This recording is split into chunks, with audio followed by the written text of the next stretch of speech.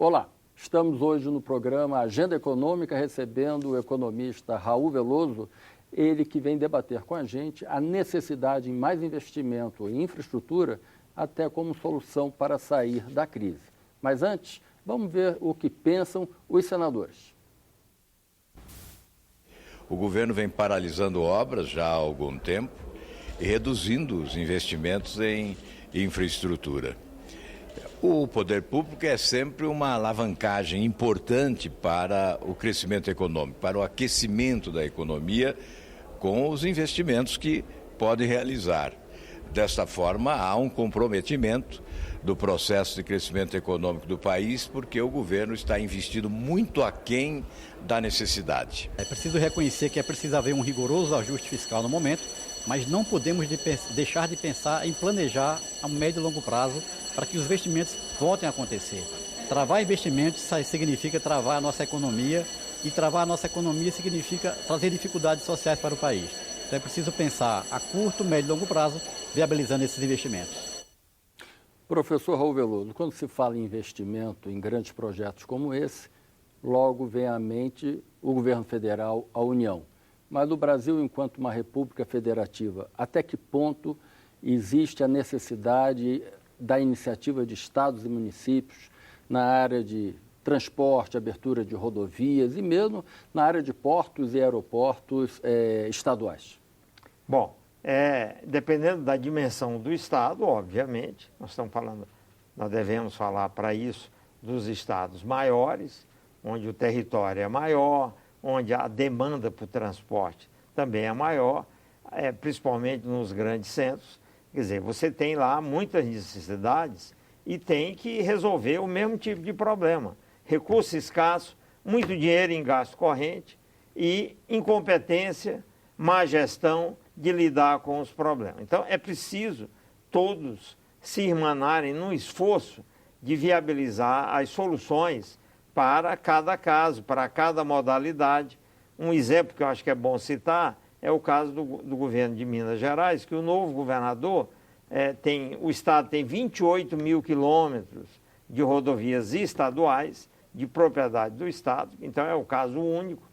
Então é bom dar o exemplo, que é um estado de uma dimensão territorial muito grande, e o governador chamou a iniciativa privada, propondo passar a gestão e a ampliação desses 28 mil quilômetros para a iniciativa privada. Isso é coisa de 2, 3 meses em que ele pediu que os interessados apresentassem propostas de associação com o governo estadual para ver que forma poderia ser dada a cada caso. Se é o caso de uma concessão, onde se cobra pedágio, dependendo da dimensão do mercado em volta da rodovia, ou se é o caso de uma PPP, parceria público-privada, em que há uma deficiência de mercado e o Estado tem de entrar com o que se chama contraprestação do serviço, que é um pagamento contínuo para cobrir o que a comunidade que usa não tem condições de cobrir. Então é isso, tem de começar a passar para o setor privado, seguir esse exemplo e não ficar aí preso a dogmas e outras rigidezes que muitos têm. O governo Lula lançou com toda a pompa a ideia de PPPs, de participação público-privada. Por que não deu certo? Porque o governo lançou, mas não quer. É uma coisa, de novo, um paradoxo ou um negócio até, eu diria que meio esquizofrênico. Me perdoem os psicanalistas pelo uso da esquizofrenia, da palavra esquizofrenia, mas como é que pode? Lança, anuncia e depois faz tudo para não acontecer. É só ver, por exemplo, a União até hoje não fez uma PPP. Então, que história é essa? Como é que ele está interessado e como é que ele quer resolver a prestação de serviço em várias áreas que tranquilamente poderiam estar hoje na mão do setor privado, com o governo pagando uma certa contraprestação, um fluxo anual e não precisando desembolsar volumes gigantescos no curto prazo com os investimentos que seriam feitos pela iniciativa privada. O senhor diria que os aeroportos foram uma experiência bem-sucedida? Olha, parcialmente bem-sucedida. Por quê? Porque a agência reguladora, a ANAC, continua insistindo em exigir das empresas que participam das disputas, dos leilões. Eu estou agora falando principalmente dos novos aeroportos que vão ser listados neste último plano anunciado pelo governo. Continua querendo praticar taxas de retorno completamente inviáveis, algo da ordem de 6% ao ano, 6, pouco, quando a NTT já percebeu que taxas razoáveis são da ordem de 10%, principalmente numa situação de alto risco que o país vive, para poder compensar os investimentos privados que têm outras alternativas. Para que o nosso espectador entenda como é que funciona essa taxa de retorno, por exemplo, de uma operadora, de uma concessionária, de um aeroporto. Quando você vai fazer um leilão, é um negócio privado, como qualquer outro. O candidato, ele faz contas para saber se ele pode, se dá para receber a tarifa. Normalmente agora é assim, há uma tarifa teto, e ganha quem oferecer o negócio por uma tarifa menor, beneficiando o usuário. Mas é óbvio que o governo, que quer sempre ter o menor preço imaginável, ele bota a tarifa teto lá embaixo. Então, o setor privado, que vai apresentar propostas, procura um negócio de um jeito tal que ele consiga chegar, pelo menos naquela tarifa teto, e disputar o leilão. Se ele Ou puder. seja, o critério do governo não é mais uma remuneração que o governo receberia pela concessão, mas é o menor preço que a sociedade pagará para usar aquele serviço. Isso. Então, nessa hora que ele vai apresentar o lance dele de menor tarifa possível para ele, abaixo da tarifa teto, é que ele faz as contas se o retorno daquele investimento, que vai ter uma receita, tem despesa, se o retorno daquele investimento é comparável ou competitivo com as outras possibilidades de investimento que ele tem, seja no país, seja no exterior. Se o retorno for compatível, ele entra no leilão e disputa. Se não for, dá vazio, como já deu recentemente. E o que eu estou dizendo é que praticar taxas irrealistas por teimosia ou por ideologia não leva a nada, porque os empreendimentos acabam não se viabilizando e, no final, o contribuinte, o eleitor, não recebe o serviço que ele tinha o direito de receber, mas que o governo, por razões estranhas, no caso eu estou falando da ANAC, deixa de fazer o trabalho direito. Agora, professor, quando a gente analisa alguns grandes projetos, como, por exemplo, a Transnordestina, a ferrovia Transnordestina, que foi entregue à iniciativa privada, ela não se deslanchou como se esperava que deslanchasse, teve até problemas semelhantes a vários empreendimentos públicos que não andam no prazo certo. O que falta? É capital, é expertise, é o interesse do empresário que já muda o foco? Qual é o problema desses grandes projetos? Olha, eu não conheço este caso em particular, mas dos casos que eu conheço, não é o setor privado a causa do entrave, porque ao setor privado interessa fazer o empreendimento completo o mais rápido possível para ele poder receber a receita da prestação do serviço, senão ele vai ter prejuízo. Então, é no interesse dele fazer e entregar.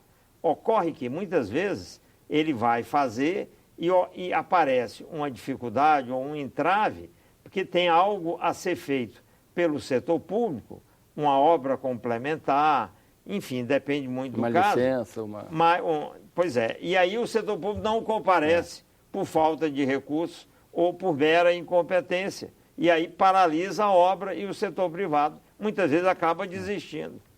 Nós estamos vivendo hoje uma realidade política no país onde atores econômicos, empresas importantes do país, que tradicionalmente participam dessas licitações de concessão de serviços públicos, estão envolvidos na investigação da Lava Jato.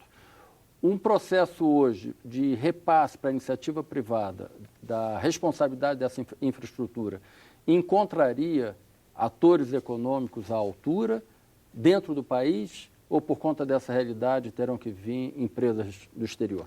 Eu acho que é perfeitamente possível tocar os projetos que estão aí na agenda com empresas nacionais. Por quê?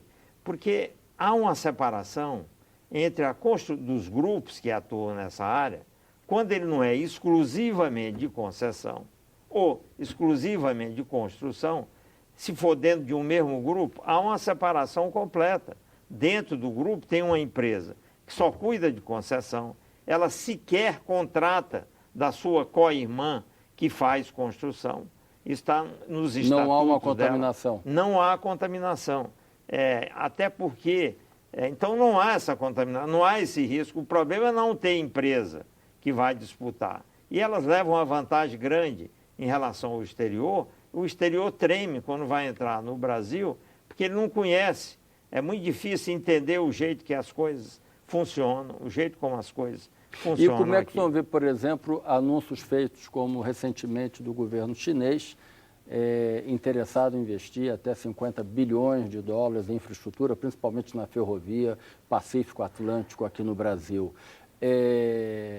O Brasil ainda é atraente para quem está lá fora? Acho que sim, mas aí é que está, né? O sujeito vai entrar aqui, o caso chinês é um caso à parte. É preciso ver direitinho essa história, até que ponto isso aí é fantasia ou é realidade. Mas eu digo assim... Não foi assinado o cheque. Mas em geral, o que ocorre é o seguinte, o interesse, as possibilidades no Brasil são imensas. As oportunidades na área de infraestrutura são brutais. E tem capital interno para financiar isso, professor? Tem algum capital, mas o mundo inteiro está aí à nossa disposição. O mundo está inundado em capitais. O capital não é o problema. Sabe qual é o problema? É a gente organizar os projetos e as demandas de investimento aqui dentro de uma forma tal que o capital estrangeiro possa vir fazer a sua remuneração e fazer aquilo que ele quer fazer como ele faz em qualquer outro país. Se ele encontra hostilidade, se encontra insegurança jurídica, se ele insegurança encontra política? Insegurança política e uma mentalidade voltada para extrair dele o máximo, querendo, numa visão puramente populista, praticar a menor tarifa imaginável e o menor retorno imaginável para dizer para a população que está fazendo aquilo para agradar os eleitores e conseguir votos, que é muito como ocorre aqui, aí esse investidor não vem. Se tiver condições, se houver condições normais, favoráveis, o dinheiro está abundante, está sobrando no mundo. E o momento político, ele prejudica? Prejudica na medida em que o momento político traz intranquilidade na gestão macroeconômica de curto prazo, que tem a ver com taxa de juros, tem a ver com taxa de câmbio, tem a ver com inflação, ficando difícil, por falta dessas condições, fazer um planejamento para um investimento de 25, 30 anos. Como fazer esse planejamento de uma forma razoável se nós estamos no meio de um turbilhão, no meio de um incêndio que parece nunca ter fim? Bem, professor, esse é um tema para um futuro debate. Eu agradeço a sua participação aqui no Agenda Econômica. Prazer foi meu. Esse foi o economista Raul Veloso debatendo aqui com a gente a necessidade de investimento em infraestrutura, mesmo em momento de ajuste fiscal. Se você quiser comentar essa entrevista, telefone para nós. O telefone é 0800 61 2211. A ligação é gratuita. Se preferir, entre na nossa página na internet www.senado.leg.br/TV. Até um próximo encontro.